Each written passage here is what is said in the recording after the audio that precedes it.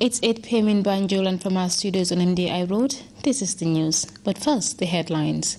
President Jammeh and fellow West African leaders congregate in Abuja for the 48th ordinary session of the ECOWAS Authority of the Heads of State and Government and the Sub-Regional Bloc's 40th anniversary celebrations. Agriculture Ministry officials visit Bakau Women's Horticultural Garden to gather first-hand information on the progress of the fencing project rolled by President Jammeh. Pakistan remembers the dozens of people who were killed when gunmen burst into a school in northern Peshawar a year ago. And a tornado said to be the most powerful since record-keeping began lasted Sydney, leaving a trail of damage and misery. Well, viewers, these and other stories coming ahead this half hour. I am TENENG GITTEH.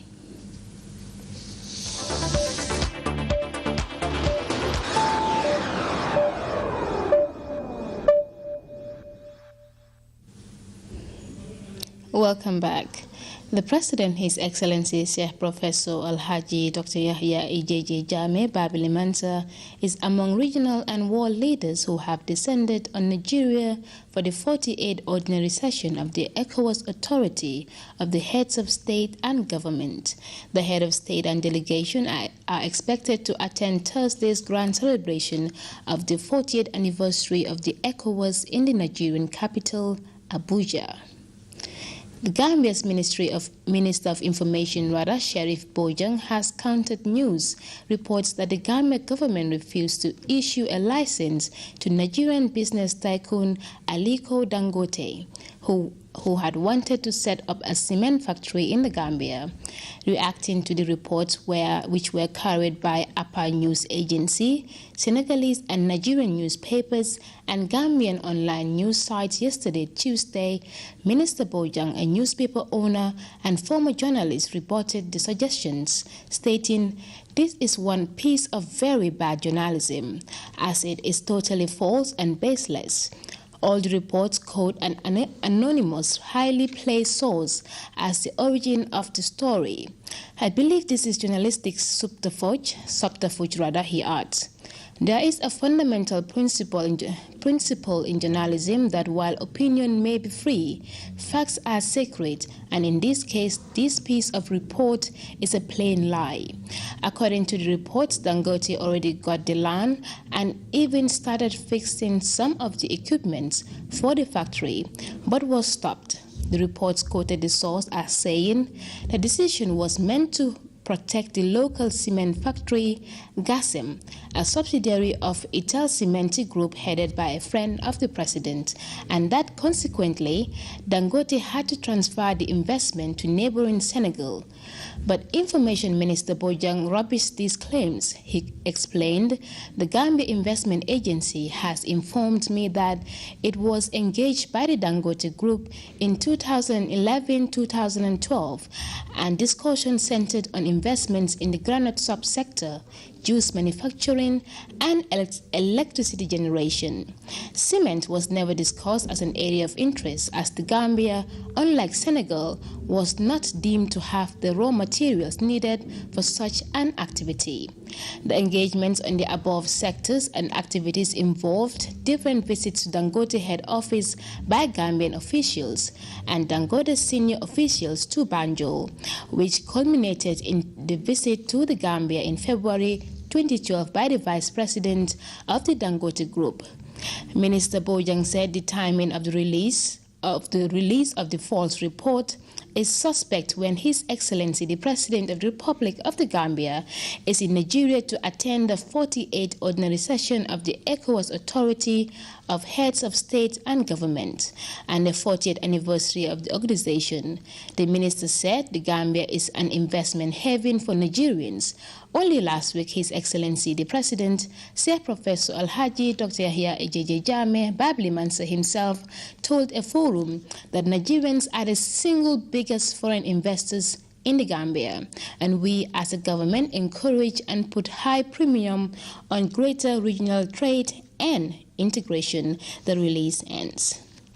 Stakeholders in the livestock subsector recently gathered at the West Coast Region Governor's Office for a two-day interface devoted to validating a document drafted to regulate the activities of the newly established National Livestock Association of the Gambia. Mourijal reports on ongoing efforts by livestock owners and shepherds to advocate for greater recognition of the centuries-old practice struggling to harness its untapped potential.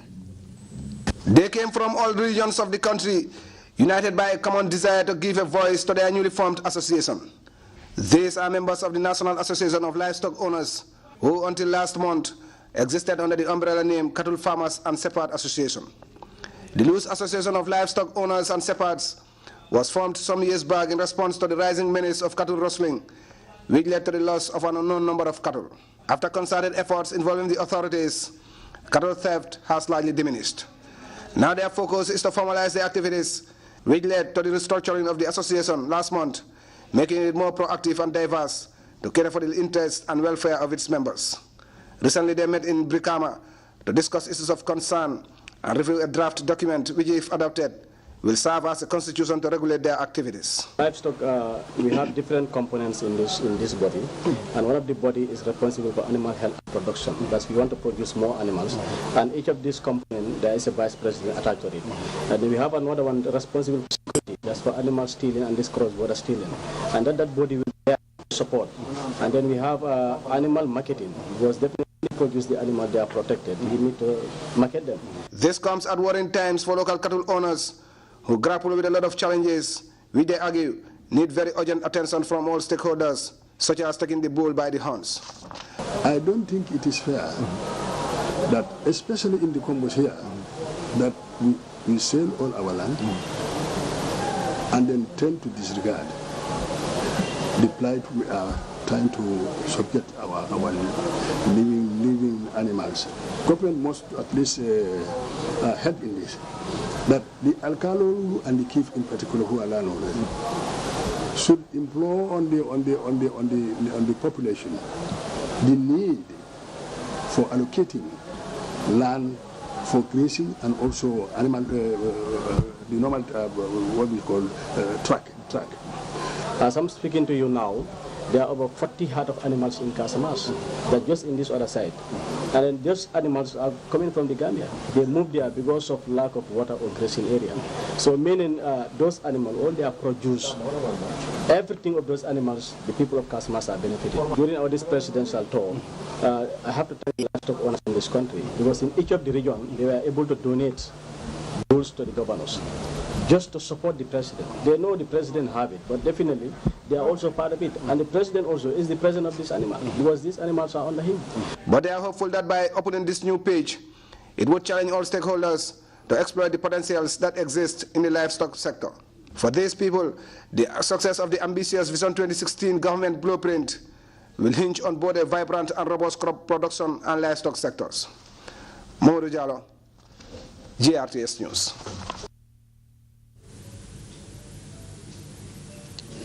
Officials of the Ministry of Agriculture, led by the Permanent Secretary, on Tuesday visited Baka Women's Horticultural Garden to assess the progress of a fencing project. The project, viewers may recall, came after the head of state made a pledge during the Dialogue with the People tour. Boba SMCC reports. The recent visit of the Gambian leader at Baka Women's Garden, this is part of his Meet the People tour, that he made a pledge to fence the garden and provide them with a borehole. No sooner he made this pledge than the work began in earnest, and he has tasked the Ministry of Agriculture to supervise the work. I was tasked by my Honorable Minister, Honorable Ismaila Sanyang, because he's busy on another assignment, to come and assess the level of work, because we have contracted this project out to a Gambian contractor to do the fencing of the Baka Women's Garden, and after this we'll be visiting the site inside the Radio Gambia premises where we have the two boreholes. To assess the level of work, to talk to the beneficiaries, to appealing to them to cooperate with the contractors to see the successful completion of the project. Hopefully the project might finish in 6 months, but the contractors are promising us that they'll do a good job and may finish in less than the 6 months. Jalamanjata, the man in charge of the garden, urged the women to be united and at the same time to be committed to working hard towards the attainment of the President's vision of food self-sufficiency drive. Bakoto Kamara returned gratitude to His Excellency, said Professor Alhaji Dr. Yahya AJJ Jammeh Babili Mansa, for the support. She said there are major problems of water and fencing will soon be things of the past. The contractor Alhaji Toure also thanked the government for giving him the contract to fence the garden and assured the officials of timely completion of the work. Mbai Jaban, the project coordinator at the Ministry of Agriculture, challenged the women to redouble their efforts towards productivity and production, whilst commending them as one of the leading gardens in the country. The Permanent Secretary 1 at the Ministry of Agriculture, Seth Drame, assured the women of government's resolve to improve the livelihoods of the people towards food self-sufficiency drive. He also said giving contract to Gambians is a way of empowering them, which he commended the President for the move. We were tasked by His Excellency, the President of the Republic, Chief Professor Dr. Alhaji AJ Jammeh Babili Mansa, to make sure we provide fencing for the Baka Women Garden and at the same time water, because these are the two issues that were raised over the years regards increasing production and taking care of security of the garden. Apart from the fencing, there's also the drilling of the boreholes and the water distribution system. And that has also been contracted out to a Gambian contractor, Swegam, who have already sunk the boreholes, and they're working on the distribution network. They're all Gambian, because we also want to support and promote Gambian contractors to help us in our developmental efforts. The officials are of the view that facilities such as borehole and fencing will in no small measures enhance the production and productivity towards the attainment of food self-sufficiency initiative. Buba SMCC, GRTS. Trust Bank Gambia Limited has donated medical equipment worth over $210,000 to AFPRC General Hospital in Farafenni. The intervention by the Gambian Bank is in fulfillment of its corporate social responsibility. Farmer Kanye picks up the rest of that story.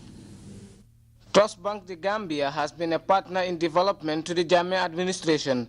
Their intervention in the health sector continues to gain momentum as they look at critical areas, one of which is the improvement of maternal health care services, one of the MDGs of the United Nations targeted to be achieved by 2015. The latest of such is the donation of medical items to the AFPRC hospital in Farafenni, a health facility established by the Jammeh administration nearly 2 decades ago. The gesture had been greatly received by the hospital management. The items donated are materials which help doctors and nurses to carry out their daily operations at ease.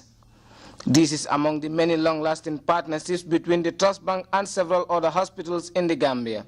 We are very proud that the accolades that the FPRC hospital are getting and the achievements that they have been trying to make. There will be multiple of thanks extended to the Trust Bank Gambia Limited. The reason being because of the good work that you have done again and that you have been doing over the years, 14 years this year. I will therefore join my colleagues. I will join other speakers who had already spoken to thank you for this good work and to tell you, may Allah continue to make the environment more conducive for you to continue to do more than what you have done.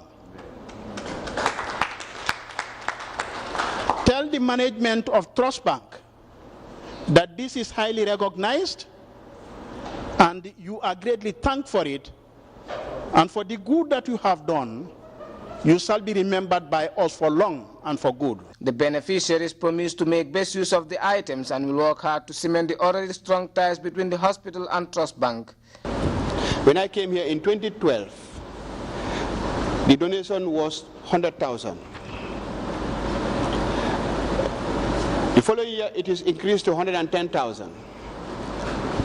The other year, it was increased from 110 to 200,000.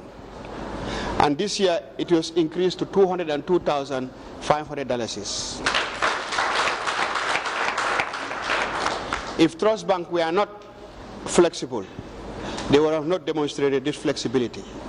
And that flexibility is also informed by their sensitivity to the health of the Gambian people, and we commend them for being sensitive to the needs of the Gambian people. Trust Bank has set the foundation for other private institutions to emulate, complementing the efforts of the government, which bank officials say should be the responsibility of all. For GRTS News, I am Famarakani. 2 granite farms located in the villages of Dobong and Jalokoto were the focus of recent harvesting exercises championed by Gambia Ports Authority and the Dock Workers Association. The fields cultivated on behalf of President Jammeh have produced a bumper harvest. Ibrahim Jallo tells us more. One of the biggest and perhaps the most productive granite farms cultivated for the food self-sufficiency vision. As harvesting began in earnest, officials of the Gambia Ports Authority, GPA, and members of the Dock Workers Association Saturday embarked on an intensive harvesting activity on the President's Granite Farm in Dobong. Since at the onset of this rainy season, we made sure that our activities are strategically planned. The clearing, the sowing, the weeding, and up to the harvesting. And it has all been done properly according to our plans. And thank God we had enough rain this year. That also is a blessing for us, and the harvest will be very good.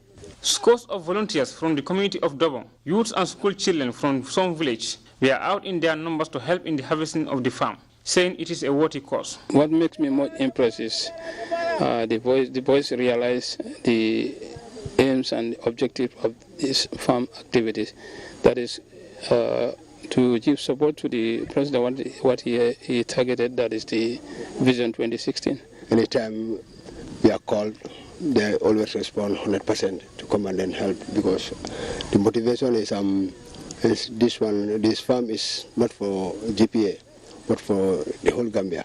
Well, first of all, we are motivated by the clarion call of the President of the Republic of the Gambia, because if you look at it, and if you also read Walter Rodney's book, How Europe Underdeveloped Africa, you will discover that the President is in one way or the other trying to detach Africa from that syndrome where we can be independent and then use our own resources, especially agriculture, to develop ourselves. So this, in one way or the other, motivated the school to come here and then participate.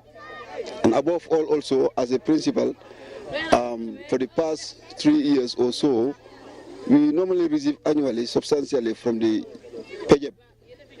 And that one is another way of coming to this place and say thank you to the President. The hard-working volunteers were poised to finish the harvesting on the same day, regardless of the size of the farm. While some are uprooting the crop, scores of others were busy gathering produce. Mamadou Bojang of the Dock Workers Association and Sajam Manga, an elder of Dobong village, delved on the importance of food sufficiency, adding that they have since been committed to the agenda. From Dobong, GRTS proceeded to Jalokoto, where harvesting simultaneously took place at another large groundnut farm dedicated to President Jammeh, courtesy of the Managing Director of GPA, Lamin Sanya, and family. There, 2 dozens of volunteers from the village and surroundings converged for harvesting, using local tools and a power tiller, with several others engaged in assembling the produce. Well, the overall activity of this farm, we are expecting a bumper harvest. We are expecting a bumper harvest, at least through my experience, through my wealth of experience as a previous farm coordinators for other farms. At least we are expecting a bumper harvest of over 225 bags 225 bags. In fact, we did sort of a mixed cropping. We have the Ali variety, which we have already harvested, is at the other side. And then we have melon, which, I mean, was not very okay. And then we have Findi also. The total measurement of this farm is about 13.6 hectares. Women volunteers, including Aishatu Sane and Aishatu Jame Sanyang, wife of Managing Director Sanyang, also expressed willingness to work in for the President's vision. To thank the President of the Republic for initiating the Vision 2016. This farm came up as his directive or pronouncement to people to go back to the land and eat what they grow and grow what they eat. Since we started the farm, almost everybody is coming here to help. If you look at the farm produce, you realize that at least it's promising, and this is going to be given to the President to add up to his philanthropist process. GPA farm officials are poised to expand their farming activity in subsequent rainy seasons. Ibrahima Jallo, GRTS News. Well, from that report by Ibrahima Jallo, we come to our first break. We'll be right back with news from outside the Gambia. So stay tuned.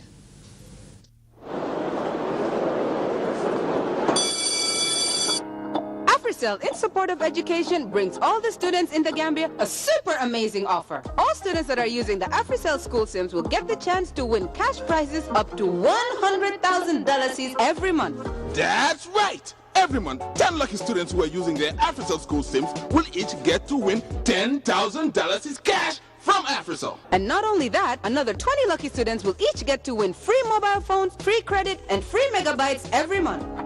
I was like the happiest moment of my life. I was very happy, more than the word even happy. It will be a massive plus, to my education, definitely. I was very happy that I got even speak. It's 10,000. I haven't planned yet what to do with it. Getting an AfriCell SIM and be part of the family. Keep your AfriCell school SIM on and active at all times to be part of the live draws on Afri Radio and the weekly interactions to get the chance to win thousands of dollars cash and other valuable prizes. Welcome back. Pakistan is marking the first anniversary of one of the worst terrorist attacks in its history. Taliban militants stormed a school in the northern city of Peshawar, killing more than 150 people, most of them children. A ceremony remembering the victims has been held in Peshawar. DWTV has been finding out how some of the survivors are coping 1 year on. Families of the victims and survivors of the massacre arriving at the official commemoration. For many, the scars are not just physical. Hundreds of lives have been shattered and families destroyed. At the ceremony, children carried placards of their dead teachers and classmates. They also gave an offer of prayers.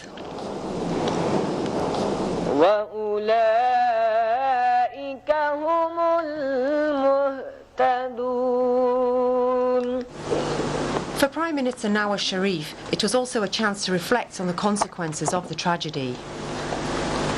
He promised to stamp out extremism in the country. God willing, the day when terrorism is completely eliminated is not far away. Each and every part of Pakistan will become a peaceful place. Those who are trying to extinguish the candle of knowledge and spread darkness will be wiped out. But for many of the bereaved, the steps taken by the government to end militant violence are not enough. They want to know how the attack could have happened in the first place. How were Taliban militants able to storm the school and open fire indiscriminately on their children? The attackers were either killed at the scene or blew themselves up.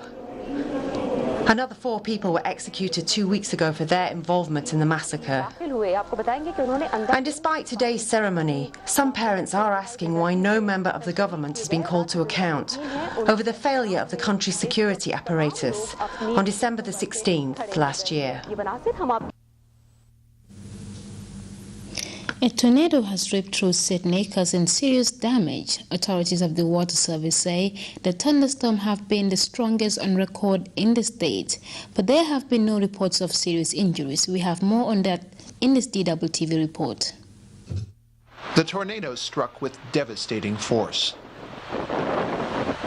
Wind speeds that topped 200 kilometers per hour uprooted trees, leveled buildings, and sent people running for shelter.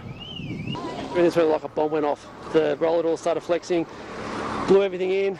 All the factories in here are gone, roofs are gone. It's just unbelievable. It sounded like 100 airplanes and trains arriving all at once with lots of lightning and noise, incredible noise. I thought this is the place I'm going to die. I'm dead. I'm done. Yeah. This time-lapse video shows the storm as it roared into Sydney Harbour. Forecasters said the winds were among the fastest ever recorded in this part of Australia. A shopping mall was one of several buildings evacuated. Heavy rain caused the roof to cave in. No one was seriously hurt. Tens of thousands of residents have been left without power.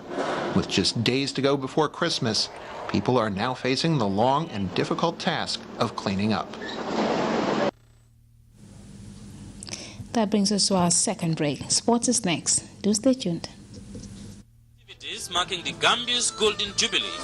The Ministry of Basic and Secondary Education presents the finals of the Miss 22nd July Scholarship Pageant 2015. The Miss 22nd July Scholarship Pageant showcases the talents of young people through academic excellence, brains, and beauty.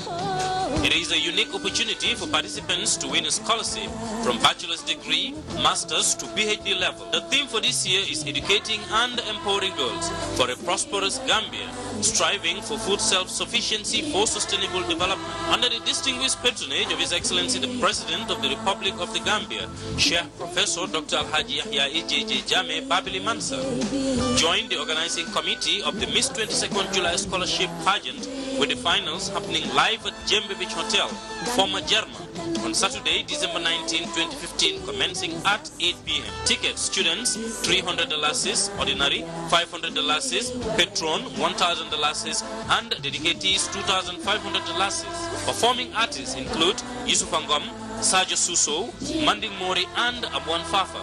Main sponsors, Mopsi, Mohast, GPA, Nawek. Co-sponsors, MDI, Moisi, GRTS, GTTI, Nifty ICT Solutions. For information on tickets, contact 999-1684 or 342-6335.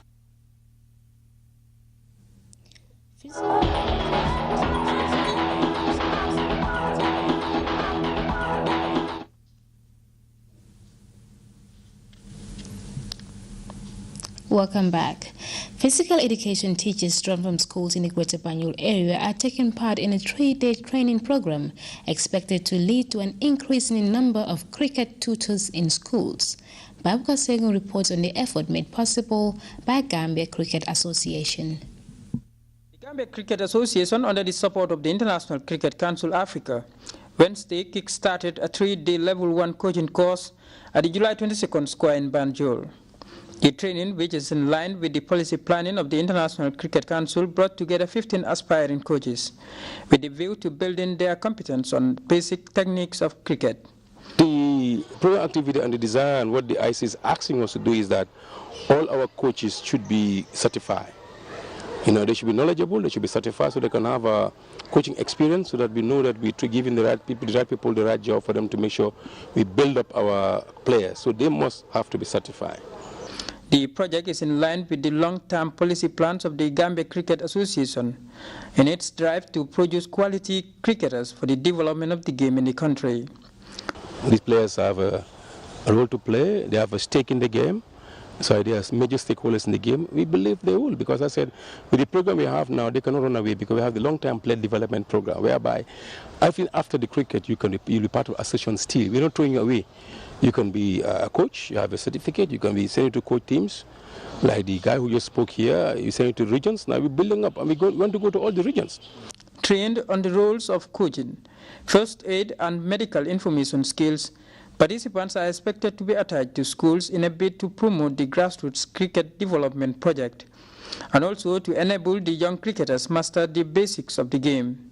It's very important for me to be here today to ask a level 1 coach, and it will help me to motivate and learn more to know about the basics fundamentals of the game and to help others too, that can help me to motivate to move forward and know what I want, because it's my game, it's my life, it's my blood.